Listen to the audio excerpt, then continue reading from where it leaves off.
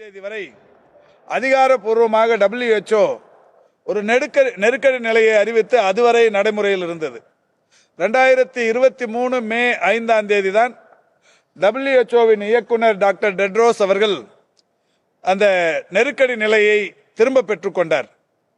அதுக்கப்புறம் இந்த கொரோனா அந்த நடைமுறைகள் எதுவுமே இல்லாமல் போச்சு. ஆனாலும் இந்த கொரோனா என்பது இப்போ இந்த உருமாற்றம் பெற்று வருகிற அந்த எந்த விதமான வைரஸாக இருந்தாலும் அது பெரிய அளவிலான பாதிப்பை ஏற்படுத்துவதில்லை. ஒரு 2-3 நாள் சளி, காய்ச்சல், இருமல் இந்த மாதிரியான உபாதைகளோடு அது முடிந்து விடுகிறது. அந்த வகையில் தான் இப்போவும் கூட இந்தியா முழுக்க இன்னைக்கு ஒரு 1500க்கும் 1800க்கும் மேற்பட்டவர்களுக்கு தமிழ்நாடு மட்டும் இல்ல இந்தியா முழுவதும் இருக்கிற அனைத்து மாநிலங்களிலும் இந்த கொரோனா இருப்பது கண்டறியப்பட்டிருக்கிறது. தினந்தோறும் இப்ப எல்லாரையும் டெஸ்ட் எடுத்தா நிச்சயம் எல்லாருக்கும் கூட அதுல நிறைய எண்ணிக்கையில் இருப்பதற்கு வாய்ப்பு இருக்கிறது. நம்ம அரசாங்கத்தின் சார்பில், பொது சுகாதாரத்துறையின் சார்பில் இந்த பாதிப்புகள் வர தொடங்கிய உடனே மாண்புமிகு முதல்வர் அவர்களுடைய வழிகாட்டுதலை பெற்று பூனேவில் இருக்கிற இந்த வைரஸ் பற்றிய அந்த நேஷனல் இன்ஸ்டிடியூட் ஆஃப் வைராலஜி என்கின்ற அமைப்பு பூனேல இருக்கு. அதுக்கு ஒரு 19 மாதிரி அனுப்பணும். 19 மாதிரிகளுக்கான இது ரிசல்ட்டும் அனுப்பியிருக்காங்க.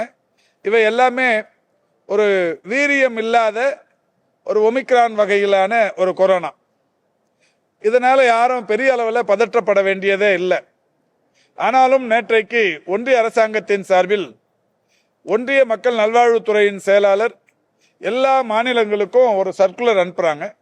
இந்த சர்க்குலர் ஜெனரலா அனுப்புற ஒண்ணுதான். அதுல என்ன சொல்லியிருக்கிறாங்கன்னா, அடிக்கடி கைகளை கழுவுதல், தும்மும் போதும் இருமும் போதும் முகத்தை மூடிக்கொண்டு கைகளை மறைத்து கொண்டு இருமுதல், இல்லைன்னா எச்சில் துகள்கள் இது மற்றவங்க மேல பட்டுச்சுன்னா பரவுங்கிறதால கைகளை மூடிக்கொண்டு பண்றது, கைகளை கழுவுவது, இந்த மாதிரியான வழக்கமான நடைமுறைகளை கடைபிடிக்க வேண்டும்.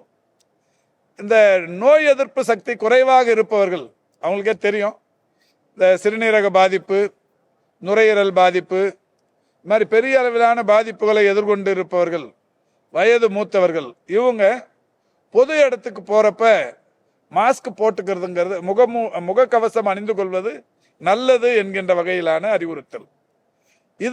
இதுக்காக சொன்னதில்லை, ஏற்கனவேவும் கூட இருக்கு.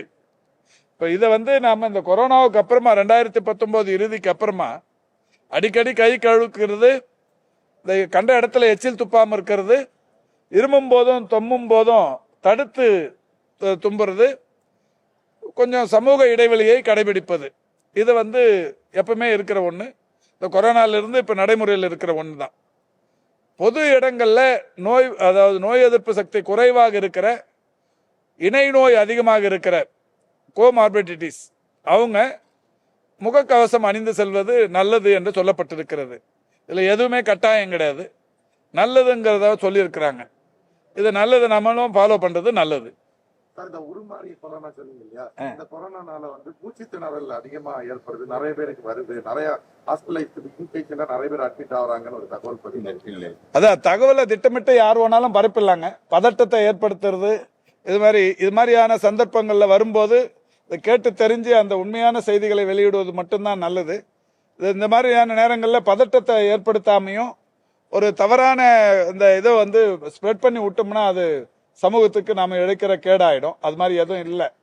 இப்போ தமிழ்நாட்டை பொறுத்த வரைக்கும் நம்ம கையில் இருக்கிற மருத்துவ கட்டமைப்பு, படுக்கைகள் கட்டமைப்பாக இருந்தாலும் சரி, ஆக்சிஜன் கட்டமைப்பாக இருந்தாலும் சரி, ரொம்ப சிறப்பாகவே தேவையான அளவுக்கு இருக்கு. எல்லா மருத்துவமனைகள்லையும் தனி வார்டுகள், பிரத்யேகமான வார்டுகள் எல்லா மருத்துவக் கல்லூரி மருத்துவமனைகள்லையும், டிஸ்ட்ரிக்ட் ஹெட் குவார்ட்டர்ஸ்லையும், தாலுக் ஹெட் குவார்ட்டர்ஸ்லையும் எல்லா இடத்துலையும் இருக்கு. அதனால பதட்டப்பட வேண்டியதே இல்லை. இது வழக்கமா நடக்கிற ஒண்ணு. இப்போ இதுக்கு முன்னாடி இப்போ அதிகம் 1800 பேருக்கு வந்திருக்குன்னு சொல்றாங்க இந்தியா முழுக்க. இந்த உலகம் முழுக்கமே இருக்கு. யாரும் எங்கேயும் எந்த விதிமுறைகளையும் பெருசா எடுத்துட்டு போறதில்லை. இது மாதிரி இது வந்துட்டா மூச்சு திணறல் அதிகமாயிரும், அவங்க பெட்டு கிடைக்காம அங்க அவஸ்தப்படுறாங்க, இந்த மாதிரியான வதந்திகளை யாரும் தயவு செஞ்சு, அதாவது வதந்தி தான் பெரிய நோய். அந்த வதந்திகளை கிளப்பாம இருக்கிறது ரொம்ப நல்லது. சார், கேரள மாநிலத்தில் தொடர்ந்து கொரோனா விகிதம் அதிகரிச்சிருக்கு. மாநில எல்லையில நம்ம என்ன மாதிரியான இப்பவும் கூடங்க இங்கேயும் இருக்கு.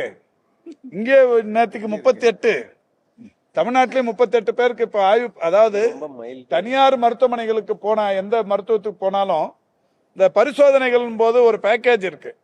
அந்த பேக்கேஜில் பரிசோதனை பண்ணும்போது கொரோனா பேக்கேஜே வந்துருது. அது கொரோனா, அந்த பரிசோதனையில் அது தெரியுது, அது கொரோனான்னு சொல்றாங்க. அதனால எந்த பெரிய பாதிப்பும் இல்லை. ஆனாலும் நம்ம, அதாவது இப்போ ஒரு கலைஞர் நகர் இஎஸ்ஐ மருத்துவமனையில் ஒரு 60 வயசு ஒருத்தர் இறந்துட்டாரு. அவருக்கு பார்த்தீங்கன்னா தொடர்ந்து நீரிழிவு நோய், அதாவது கட்டுப்பாட்டில் இல்லாத நீரிழிவு நோய், உயர் ரத்த அழுத்த நோய், சிறுநீரக பாதிப்பு. இது வந்து ஆஸ்பத்திரியில் எப்பவுமே உயிரிழக்கும் நிலையில் வந்தவங்க. அவங்கள அந்த பரிசோதனை எடுக்கும்போது இந்த பேக்கேஜ் சிஸ்டத்தில் இந்த கொரோனா டெஸ்ட்டுமே எடுக்கும்போது கொரோனா இருந்ததுன்றாங்க. கொரோனாவால் இறப்பான்னா அது கொரோனாவால் இறப்பு இல்லை, ஏற்கனவே இருக்கிற நோய் பாதிப்புகளால் ஏற்பட்ட இறப்பு. சார், முன்னாள் அமைச்சர் ஜெயக்குமார் உங்க மேல ஒரு விமர்சனத்தை வச்சிருக்காரு. தமிழ்நாட்டுல கொரோனா பரவுது, பருவமழைக்கான ஏற்படாதனால காய்ச்சல் பரவுவதற்கான முன்னெச்சரிக்கை நடவடிக்கை இது எடுக்காம அமெரிக்காவில போய் ஆள் இல்லாத கார், டிரைவர் இல்லாத கார்ல ஓட்டி வீடியோ வெளியிட்டு இருக்காரு அப்படின்னு உங்க மேல ஒரு இல்ல. அமெரிக்காவுக்கு முதல்ல எதுக்கு போனோங்கிறத அவர் தெரிஞ்சுக்கினாருன்னா நல்லது. இது அமெரிக்காவுக்கு போனது ஒவ்வொரு தமிழருக்கும் ஒரு பெருமை சேர்க்கிற விஷயம். இப்போ அது ஜெயக்குமாருக்குமே பெருமை சேர்க்கிற விஷயம். அவர் தெரிஞ்சுக்காம அதை சொல்லியிருக்கிறார்.